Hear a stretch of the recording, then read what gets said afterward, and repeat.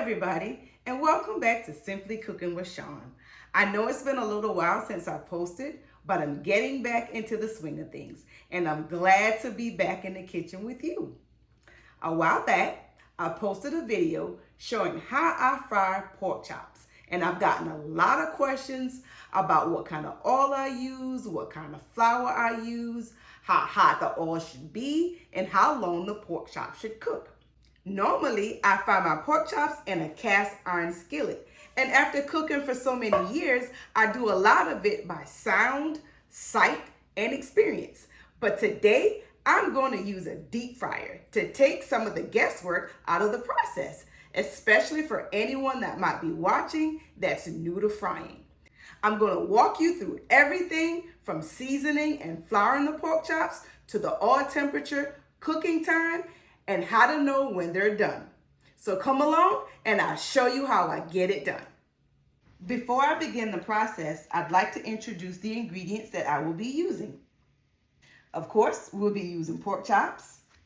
I'll also be using 1 egg, milk, flour, seasoning salt, garlic powder, onion powder, black pepper, and cooking oil.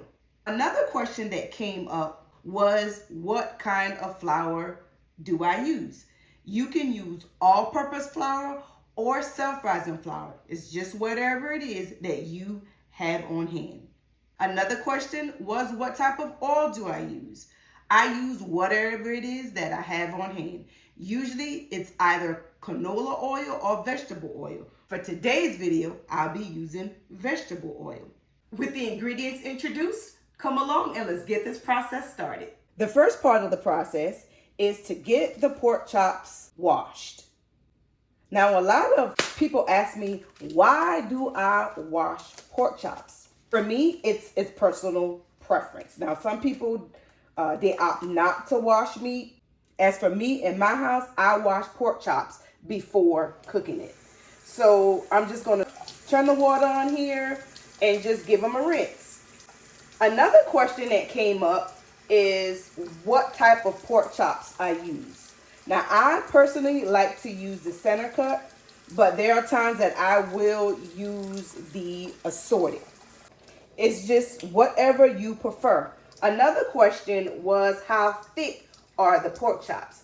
When it comes to frying pork chops, you don't want to go too thin, but you don't want to get it too thick either. So for those of you who need to know the exact thickness, I have my trusted pastry mat here. I'm just going to use that to give you a rough estimate of how thick these pork chops that I am using are.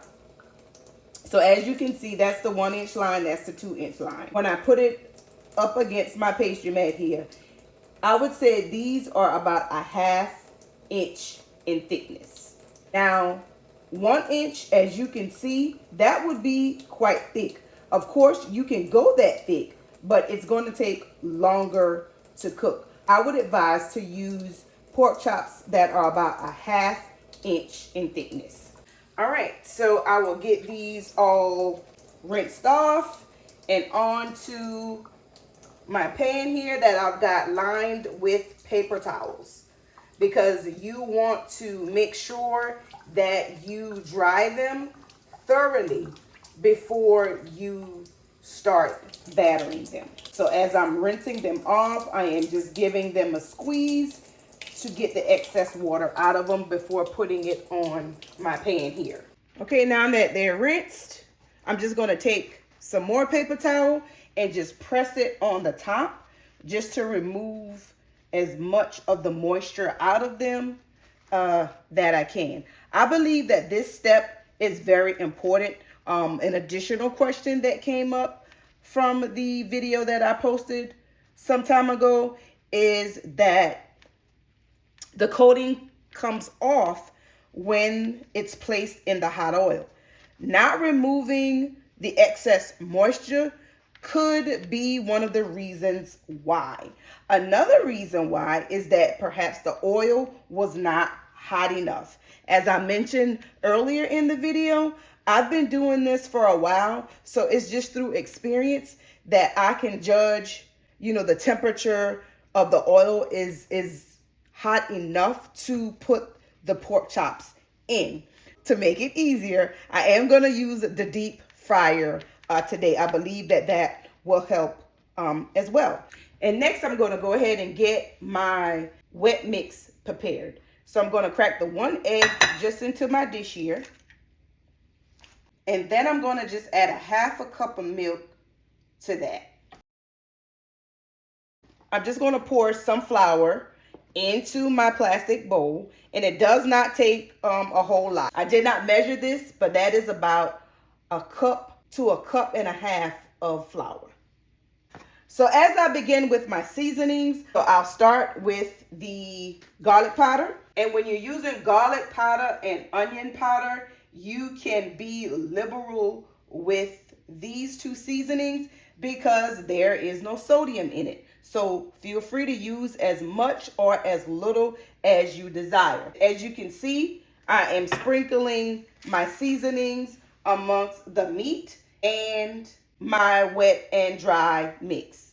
And some people might ask, why do you season all of these things? It's all about flavor. When I prepare my food, I like to taste the seasoning. You don't want to overpower, but you don't want it to be bland either. And so last, I'm going to use my seasoning salt. Sprinkle a little there and a little there. Not as heavy with the seasoning salt as I was with the other seasonings because this does have sodium in it. I eat both sides of my meat, so I'm going to season both sides as well. Another question that I've been asked is, do you have to use the egg and milk mixture? You do not. This is totally optional. To me, it just makes it a little bit more crispy. It holds the flour onto the pork chops better. The next thing is just to incorporate the egg into the milk. So next, I'm just going to add my lid to the bowl here.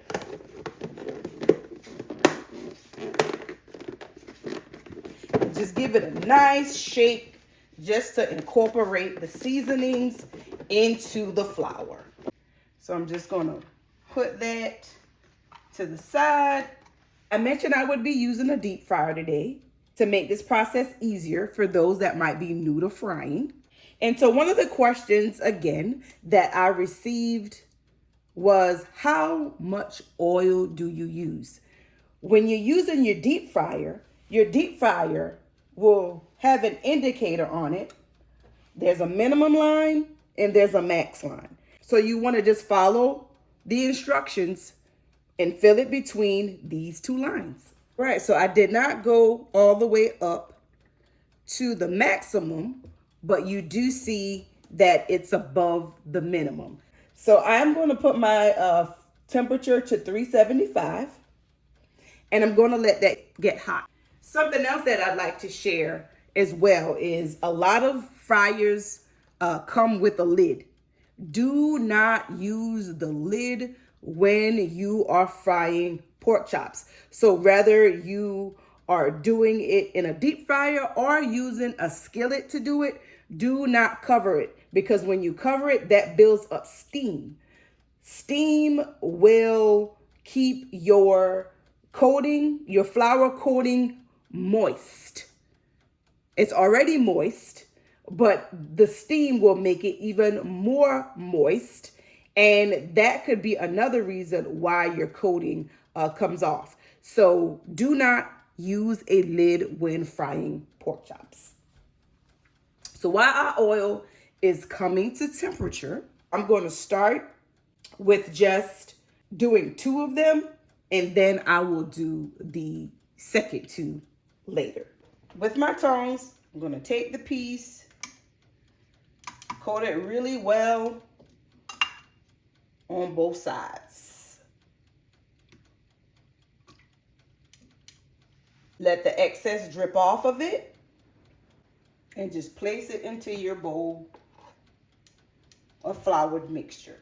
Second piece, same way. Now just take your lid and place it on top of the bowl.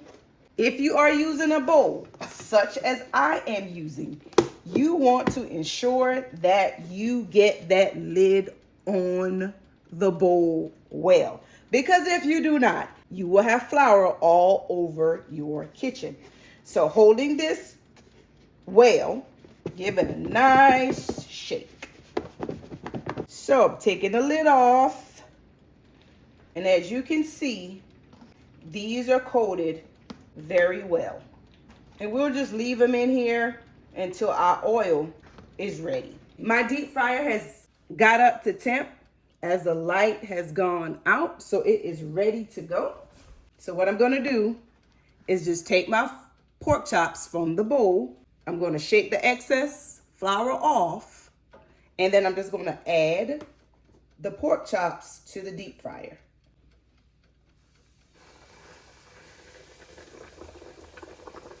And be really careful when you're doing this, of course.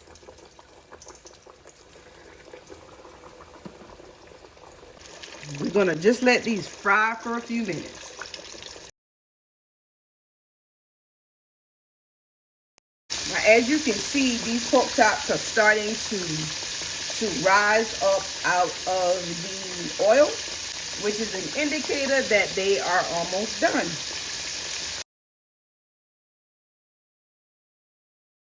At this point, they've been cooking for about 4 minutes on that side. So I am just going to give them a flip.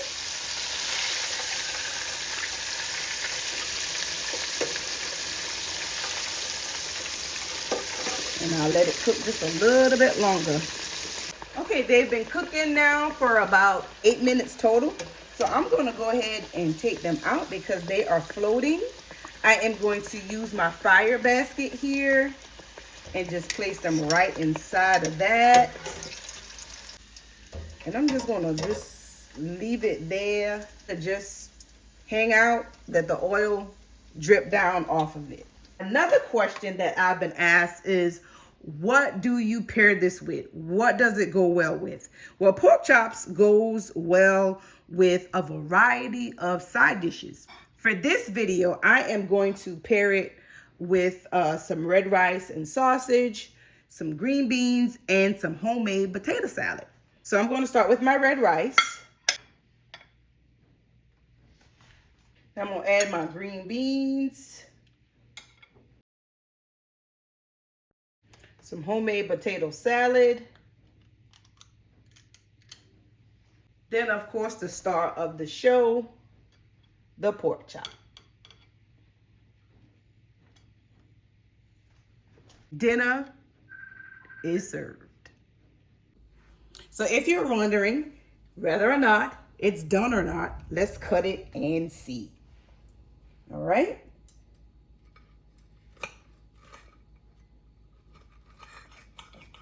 It cuts pretty easily.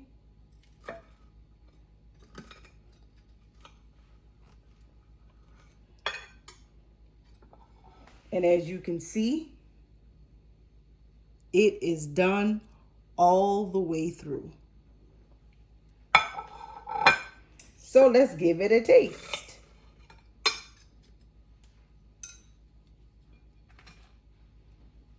You can hear the crunchiness.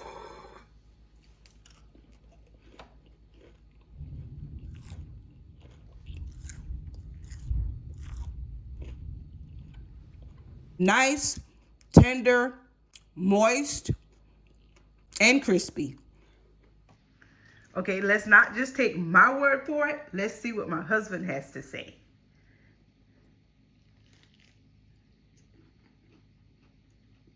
Seasoned well and moist. Goes good with the red rice and sausage that you always make, and the beans that have been prepared, and your famous potato salad.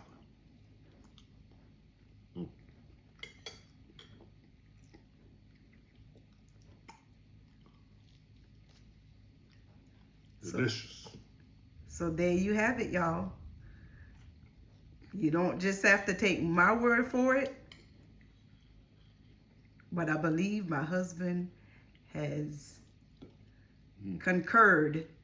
If my husband's words weren't convincing, surely this clean plate is.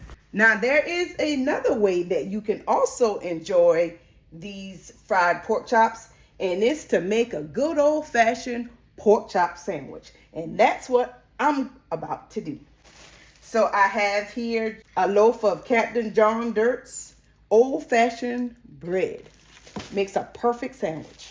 I like a lot of mayo, so I am going to spread this liberally on both sides of the bread.